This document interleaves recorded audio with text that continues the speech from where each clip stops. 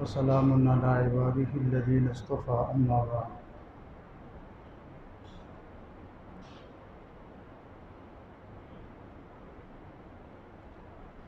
أعوذ بالله من الشيطان الرجيم بسم الله الرحمن الرحيم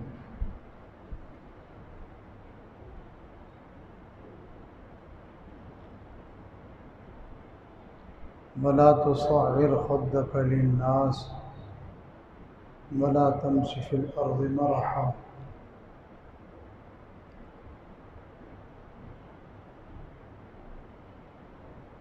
وقال الله تعالى في مقام آخر ولا تستوي الحسنة ولا السيئة ادفع بالتي هي أحسن فإذا الذي بينك وبينه عداوة كأنه ولي حميم صدق الله العظيم وقال رسول الله صلى الله عليه وسلم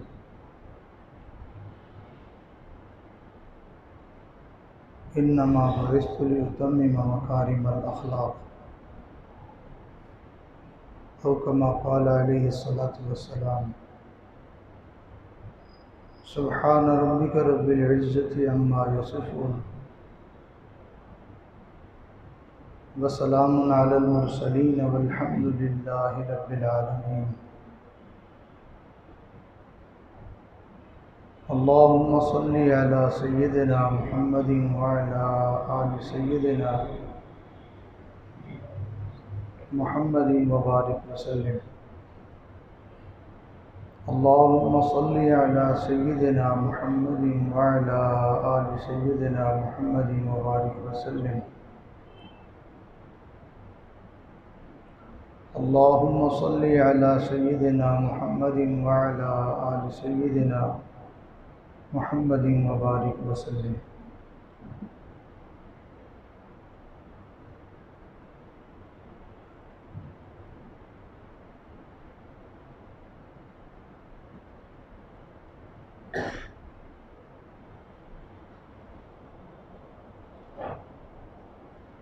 آواز اونچی کرتے تھے بولنے والے کو بھی آسانی سننے والا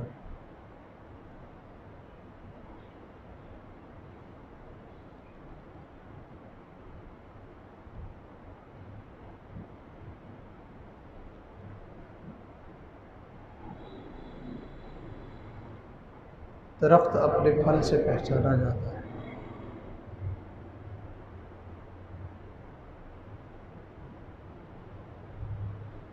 جس درخت کا پھل میٹھا ہو خوشبودار ہو خوش ذائقہ ہو ایسے درختوں کو لوگ پسند کرتے ہیں اور اپنے گھروں میں اس کو اگانے کی کوشش کرتے ہیں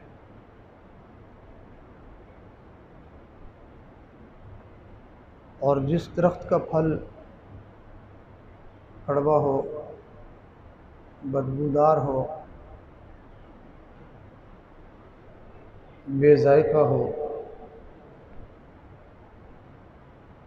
ایسے درختوں کو لوگ پسند نہیں کرتے ہیں بلکہ اس کی کڑواہٹ کی وجہ سے یا اس کی بدبو کی وجہ سے لوگ اس کو ویسے ہی اکھاڑ کے پھینک دیتے ہیں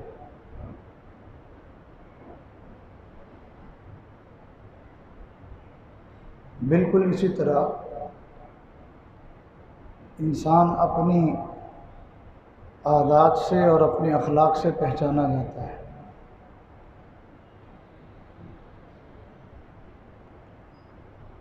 جس انسان کی عادتیں اچھی نہ ہوں جس کے اخلاق اچھے نہ ہوں اس انسان کو لوگ پسند نہیں کرتے نہ صرف یہ کہ لوگ اس کو پسند نہیں کرتے اس کو فرشتے بھی پسند نہیں کرتے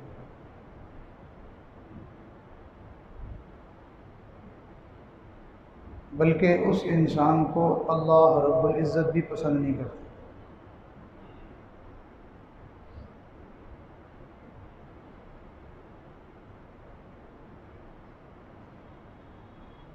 دین اسلام نے ایمان لانے کے بعد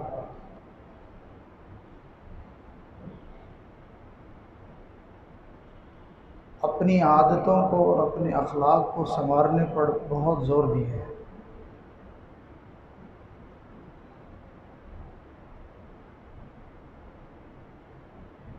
جس آدمی کی عادتیں اچھی نہ ہوں،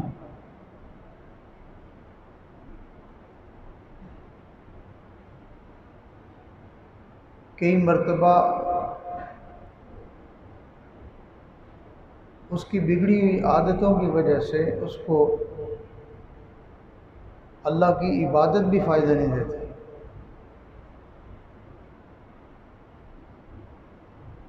چنانچہ مشہور حدیث ہے کہ نبی علیہ السلام کے سامنے ایک عورت کا تذکرہ کیا گیا اور بتایا گیا کہ اللہ کے نبی، یہ عورت دن بھر روزہ رکھتی ہے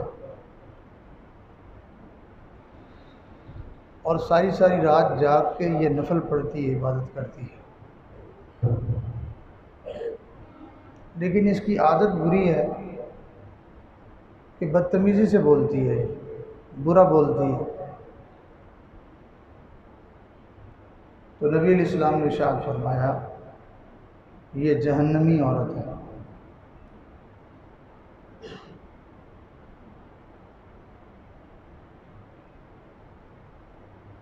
ایک ہوتا ہے کہ کسی کسی وقت اچھا بن جانا،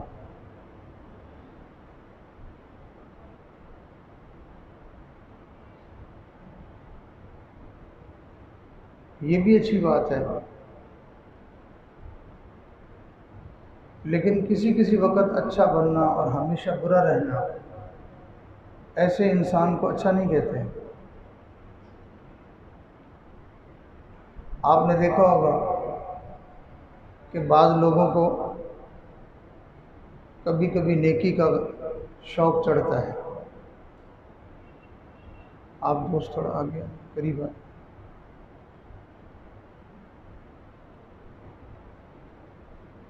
تو جب ان کو نیکی کا شوق چڑھتا ہے تو پھر وہ تسبیح بھی پڑھنے لگ جاتے ہیں، پھر وہ سنتیں کیا ساتھ نفل بھی شروع کر دیتے ہیں، پھر مزید ان کے اوپر نیکی کا غلبہ آتا ہے تو وہ بڑے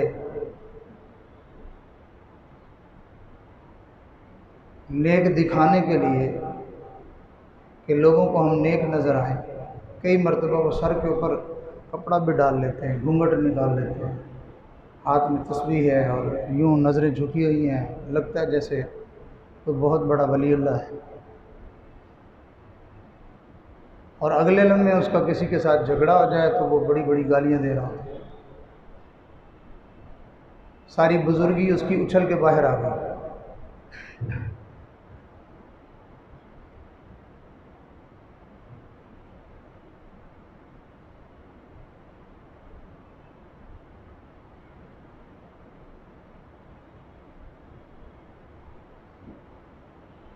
تو انسان کی عادت اچھی بن جائے،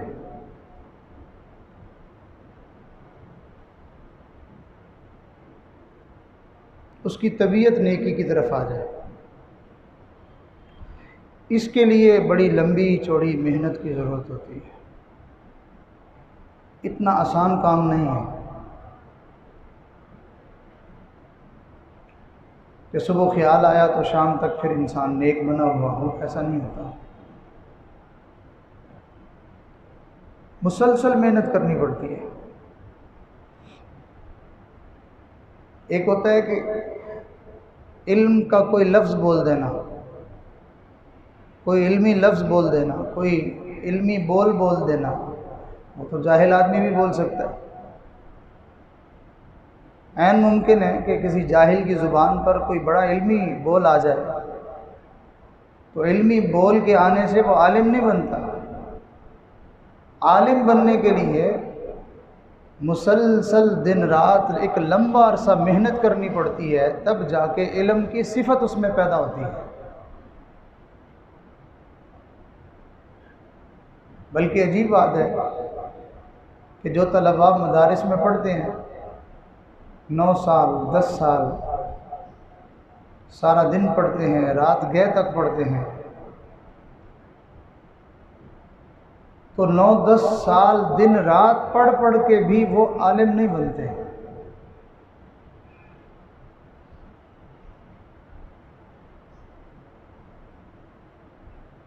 بلکہ علماء نے لکھا ہے کہ جب کسی طالب علم کا دورہ حدیث ہو جائے اور اس کو دستار بندی کی جائے تو وہ اس وجہ سے نہیں اس کو دستار بندی کی جا رہی کہ یہ عالم بن گیا ہے، بلکہ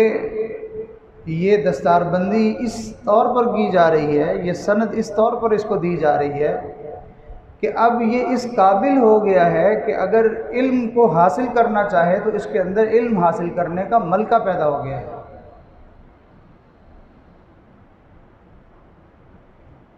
عربی کتاب کو اٹھا کے وہ مطالعہ کر سکتا ہے، وہ الفاظ کے معنی تلاش کر سکتا ہے،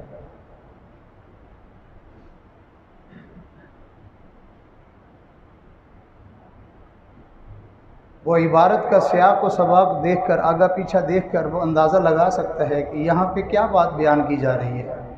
وہ اتنے جوگا ہو جاتا ہے۔ یہی وجہ تھی کہ حضرت مولانا الیاس رحمۃ اللہ علیہ بانی تبلیغی جماعت، ان کے صاحبزادے حضرت پیر مولانا یوسف صاحب رحمۃ اللہ علیہ، جب انہوں نے اپنی تعلیمی مشغولیت کو اور اپنی تعلیمی مصروفیت کو یعنی مدرسے سے جب وہ فارغ ہو گئے، جب دستار بندی ہو گئی، تو کسی نے حضرت کو خط لکھا کہ حضرت جی آپ کو مبارک ہو کہ آپ کا بیٹا عالم بن گیا۔ تو حضرت نے عجیب جواب دیا، ارشاد فرمایا ابھی تک تو اس کا باپ بھی عالم نہیں بنا، ابھی تک تو اس کا باپ بھی عالم نہیں بنا، وہ کہاں سے عالم بن گیا؟ ہاں یہ بات ہے کہ اس کے طالب علم ہونے کی گویا کہ مہر لگا دی بڑوں نے کہ یہ جو 10 سال محنت کرتا رہا یہ واقعی علم کا طالب ہے، اس کے اندر اتنی صلاحیت ذوق شوق ہے کہ یہ علم کو حاصل کرنے کے لیے اپنی خوشی غمی، اپنی بیماری صحت ہر چیز کو یہ قربان کر کے یہ علم کو حاصل کرنے کی کوشش میں لگا رہا۔ یہ اس بات کی دلیل ہے کہ یہ واقعی طالب علم ہے۔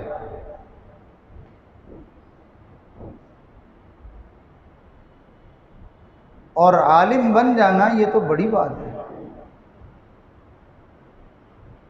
چنانچہ ہمارے اکابرین میں سے جن لوگوں کے علم کا یہ حال تھا کہ ٹھاٹھے مارتا ہوا سمندر، تو وہ ہمیشہ اپنے آپ کو طالب علم ہی سمجھتے تھے اور طالب علم ہی کہتے تھے کہ میں تو ایک ادنا سا طالب علم ہوں۔ اور یہ کوئی الفاظی نہیں ہوتی، جیسے آپ دیکھیں گے کہ ہم لوگ کئی مرتبہ اپنے لیے ایسے الفاظ کا انتخاب کر لیتے ہیں، جیسے میں تو جی بندہ، میں ناچیز، میں عاجز، میں مسکین، میں فقیر، اس قسم کے الفاظ کہتے ہیں، لیکن وہ ہوتا نہیں ہے، وہ صرف نام ہوتا ہے۔ اصل میں وہ اندر اوپر سے کہتا ہے میں فقیر مسکین ہوں، اور اندر سے وہ متکبر ہوتا ہے۔ اس نے صرف ابھی تک اپنے ساتھ نام جوڑا ہے، اس نام کی حقیقت اس کو نصیب نہیں ہوئی ہے۔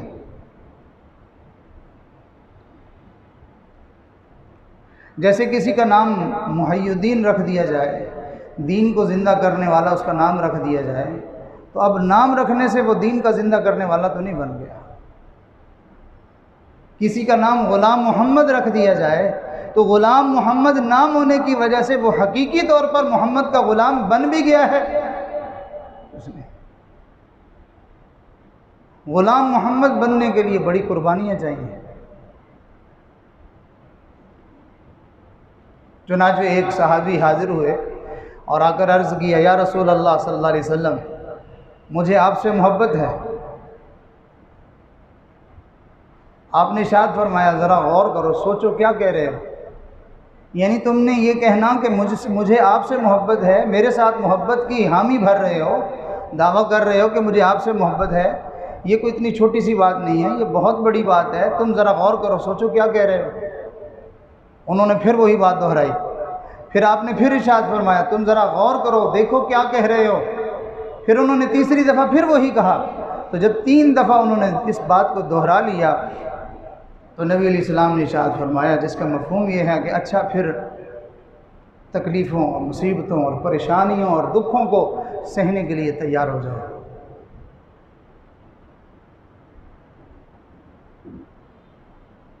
تو نبی علیہ السلام کی محبت جس دل میں آتی ہے، اللہ کے نبی کے دل تو غموں سے بھرا ہوا تھا، اور امت کا غم اور فکر کھائے جا رہا تھا، اور نبی علیہ السلام نے اس دین کی خاطر کتنی تکلیفیں اٹھائیں، پتھر کھائے، لوگوں کے طعنے برداشت کیے، اونٹ کا اوجڑ لا کے آپ کے اوپر ڈال دیا گیا تھا، آپ کے گلے میں چادر کو ڈال کے آپ کو گھسیٹا گیا تھا، پتھر مار مار کے لہو لہان کر دیا گیا تھا۔ تو بھائی جس سے محبت ہے، جب اس کے ساتھ یہ معاملہ ہے تو محبت کرنے والوں کے ساتھ بھی تو یہی کچھ ہوگا نا۔ تو بہرحال میں یہ عرض کر رہا تھا کہ ایک ہوتا ہے کسی وقت کوئی اچھا کام کر لینا، کسی وقت سچ بول لینا،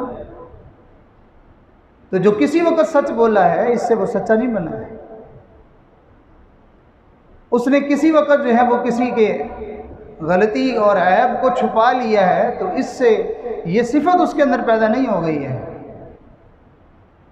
ہم جو نیک بنے ہوئے ہیں، ہم اگر اپنی زندگی کا جائزہ لیں تو ہمیں دکھائی دے گا کہ ہم کسی وقت نیک ہوتے ہیں، اور اکثر طور پر ہم گناہوں میں مبتلا ہوتے ہیں۔ بری خصلتیں، بری عادتیں، بری باتیں، وہ ہماری طبیعت ہے، وہ ہمارا مزاج ہے۔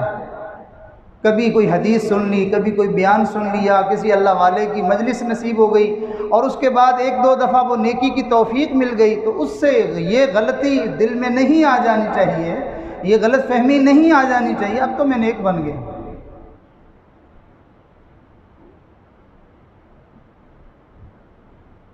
تو اچھے اخلاق کا مطلب لوگ یہ سمجھتے ہیں کہ جس تھوڑا سا مسکرا کے بولنے لگ جائے، لوگ کہتے ہیں بڑے اچھے اخلاق والے۔ یہ اچھے اخلاق کا نام چھوٹا سا ہے، اس کا دائرہ بہت وسیع ہے۔ اچھے اخلاق والا بندہ، اگر اس کو مختصر لفظوں میں مفہوم اس کا بیان کیا جائے کہ اچھے اخلاق والا بندہ کون ہوتا ہے، تو اس کو آسان لفظوں میں یوں کہیں گے کہ جس کے دل میں دوسروں کی ہمدردی اور خیر خواہی کوٹ کوٹ کے بھری ہوئی ہو، اس کو صاحب اخلاق کہا جاتا ہے۔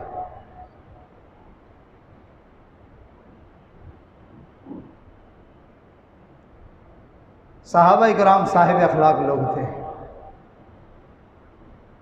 اولیاء اکرام یہ صاحب اخلاق لوگ تھے۔ ہمیں با اخلاق بننے کے لیے محنت کرنی پڑے گی۔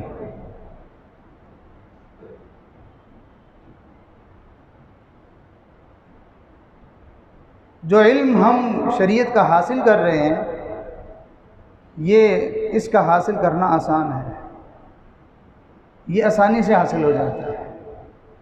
یہ تھوڑے وقت میں حاصل ہو جاتا ہے، اس پہ تھوڑی محنت کرنی پڑتی ہے، اور صاحب اخلاق بننے میں بڑا لمبا وقت لگتا ہے۔ امام الاولیاء حضرت مولانا احمد علی لاہوری رحمۃ اللہ علیہ فرماتے ہیں، میں نے 10 سال میں شریعت کا علم حاصل کر لیا، اور مجھے صاحب اخلاق بننے میں 20 سال لگ گئے۔ بعض دفعہ ایک عادت کو اچھا کرتے کرتے کئی سال لگ جاتے ہیں۔ مثال کے طور پر آپ ایک چھوٹی سی عادت یہ اپنائیں کہ میری نظر سے کسی غیر کی عزت جو ہے وہ محفوظ رہے، کسی کی ماں بہن بیٹی کے اوپر میری نظر نہ اٹھے۔ آپ اس کے اوپر محنت کرنا شروع کر دیں۔ شاید کہ یہ چھوٹا سا، یہ آسان سا کام کہ جس کی آسانی اتنی ہے کہ لوگ اس کو ضرب مثل کے طور پر بیان کرتے ہیں کہ جی یہ کام اتنی جلدی ہو گیا، آنکھ جھپکنے کے برابر ہو گیا، جلدی سے ہو گیا۔ تو آنکھ کا جھپکنا اتنا آسان اور اتنی تیزی والا کام ہے، تو بھائی کرنا تو صرف اتنا ہی تھا کہ کہیں جو ہے وہ کوئی غیر عورت نظر آئے تو اس سے آپ اپنی آنکھ کو بند کر لیتے۔ تو اتنا آسانی والا کام اگر آپ اس پہ محنت کرنا شروع کریں گے تو سالوں آپ کو اسی پہ لگ جائیں گے۔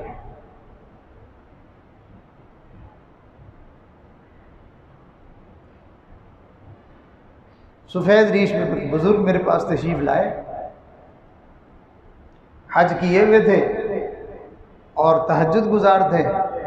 نمازوں کا اہتمام کرنے والے تھے، ذکر و شغل کرنے والے تھے، دعاؤں میں رونے والے تھے، اور عمر بڑی ہو چکی تھی۔ دائیں دیکھا بائیں دیکھا، کوئی نہیں ہے، رونا شروع کر دیا۔ میں نے کہا کیا ہوا؟ کہا دل کا ایک ایسا غم ہے جو کسی کے سامنے بھی ذکر نہیں کر سکتا ہوں۔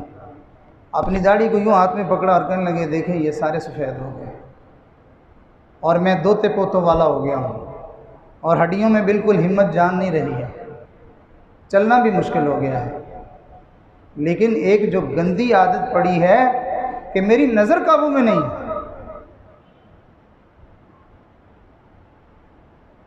تو معلوم ہوا کہ ہماری تو آنکھ بھی نہیں سدھری ہوئی، ہماری آنکھیں بھی بگڑی ہوئی ہیں، ہمارے کانوں کو بھی غلط عادتیں پڑی ہوئی ہیں۔ بعض لوگوں کو ٹو لینے کی عادت ہوتی ہے، بات کا تجسس کرنے کی عادت ہوتی ہے۔ اوئے اوئے کیا ہوا، کیا کہہ رہے، ایسے پوچھتے پھر رہے ہو، اور وہ اپنی بات کو چھپانا چاہ رہا ہے اور یہ چھپ کے سننا چاہ رہا ہے، تو اس کا مطلب ہے کہ اس کے کانوں کو گندی عادت پڑی ہے، اور یہ گویا کہ ایک چور ہے جو لوگوں کی باتیں چراتا پھر رہا ہے، جبکہ رسول اللہ صلی اللہ علیہ وسلم نے اس بات سے منع فرمایا ہے کہ جب کوئی آدمی بات کرتے ہوئے دائیں یا بائیں دیکھتا ہے تو پھر اس کے بعد بات کرتا ہے، گویا کہ اس کی بات تمہارے پاس امانت ہے۔ اب وہ ہم سے چھپا کے بات کو کرنا چاہ رہا ہے اور ہم اس کی بات کو چوری چھپے اس سے جو ہے وہ اچک لینا چاہتے ہیں، پھر صرف لے نہیں لینا چاہتے، پھر آگے جا کے اس کی تشہیر بھی کرنا چاہتے ہیں، تو ہم صاحب اخلاق کہاں سے ہو گئے؟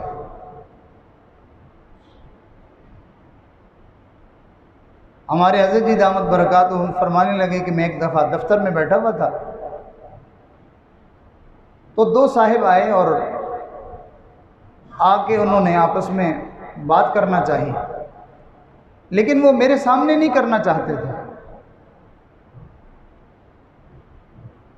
فرمایا ان کے انداز سے مجھے سمجھ لگ گئی کہ یہ میرے سامنے بات نہیں کرنا چاہتے، لیکن پھر انہوں نے چہرے مہرے سے دیکھا کہ بھئی یہ تو مولوی صاحب ہیں، تو انہوں نے سوچا کہ آپس کی راز کی بات ہم انگلش میں کر لیتے ہیں۔ اب وہ چھپا کے بات انگلش میں انہوں نے شروع کر دی۔ حضرت فرماتے ہیں میں نے ان کو روکا اور میں نے کہا کہ بھائی مجھے محسوس ہو رہا ہے کہ آپ کوئی راز کی بات کرنا چاہتے ہیں اور آپ کو شاید پتہ نہ ہو مجھے انگلش آتی ہے، پھر آپ کی بات راز میں نہیں رہے گی۔ اگر آپ ایسا کرنا چاہ رہے ہیں یا تو آپ باہر چلے جائیں یا میں باہر چلا جاتا ہوں تاکہ آپ کی بات راز میں رہ جائے، اور اگر ہم ہوتے تو ہم کہتے ہاں ٹھیک ہے، ساری سٹوری کا پتہ چل گیا۔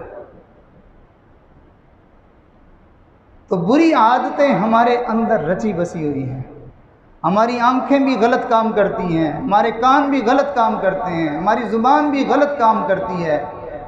ہمارا پورا جسم اللہ کی نافرمانی میں لگا ہوا ہے، اور یہ بری خصلتیں اور یہ بری عادتیں معاشرے میں تو ہیں ہی صحیح، دکانداروں میں سے تو ہیں ہی صحیح، دنیا کا کام دھندہ کرنے والوں میں تو ہیں ہی صحیح، مدرسے ایسی بری عادتوں والوں سے بھرے پڑے۔ معذرت کے ساتھ میں آپ کے اوپر کوئی تنقید نہیں کر رہا ہوں، یہ ہم سب کا ایک ایسا عیب ہے، خرابی ہے جس نے ہمیں اللہ سے دور کر دیا ہے۔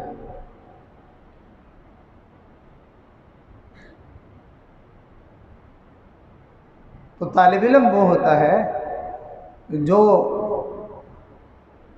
ان باتوں کو حاصل کرنے کے دل میں تمنا اور چاہت رکھتا ہے۔ توجہ فرمائیے گا سارے ساتھی، طالب علم توجہ فرمائیں۔ طالب علم وہ ہوتا ہے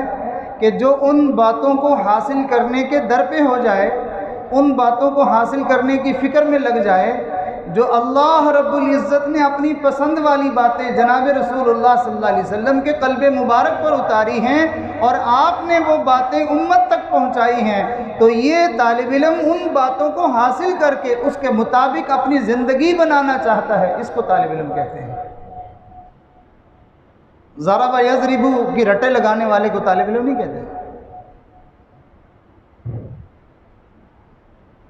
جھوٹ بولنے والا طالب علم نہیں ہوتا۔ ارے طالب علم ہونا تو یہ تو بڑی شان کی بات ہے، طالب علم ہونا یہ تو بڑے مرتبے کی بات ہے، طالب علم ہونا یہ تو بڑے مقام اور فضیلت کی بات ہے کہ طالب علم وہ شان رکھتا ہے کہ اللہ کی ساری مخلوق اس کے لیے دعائیں کرتی ہے۔ یہ تو بڑا مقام حاصل کرنے والی بات ہے۔ اللہ کے پاک پیغمبر علیہ السلام نے ارشاد فرمایا جو مومن مسلمان، عام مومن مسلمان ہے، فرمایا جھوٹ بولتا ہے تو اس کا ایمان سے کیا تعلق ہے؟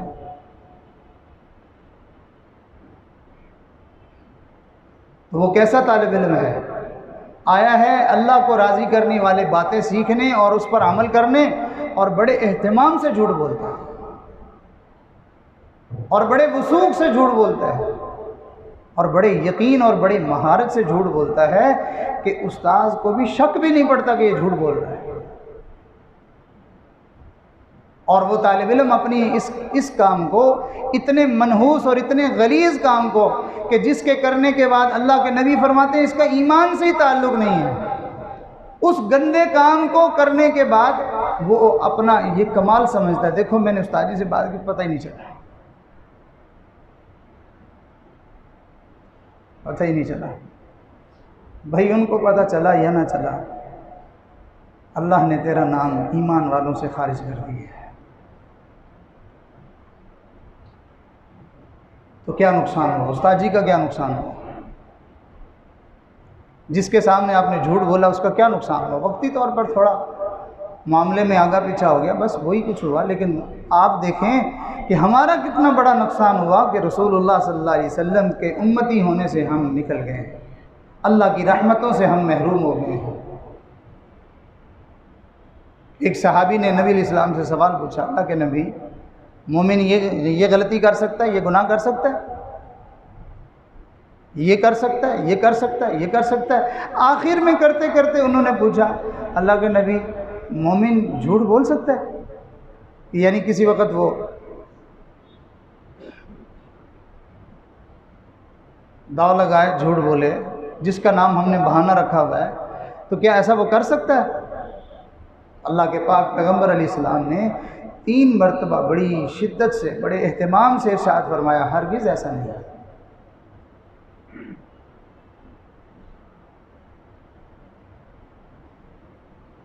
تو ہم نے مدرسے میں آ کے اپنے اخلاق کو سنوارنا ہے۔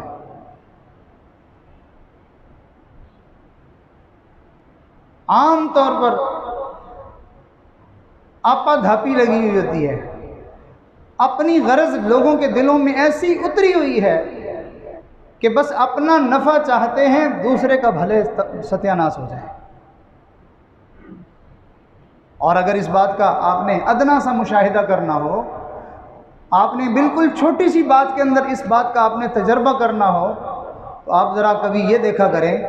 کہ پہلے جو لوگ مسجد میں آئے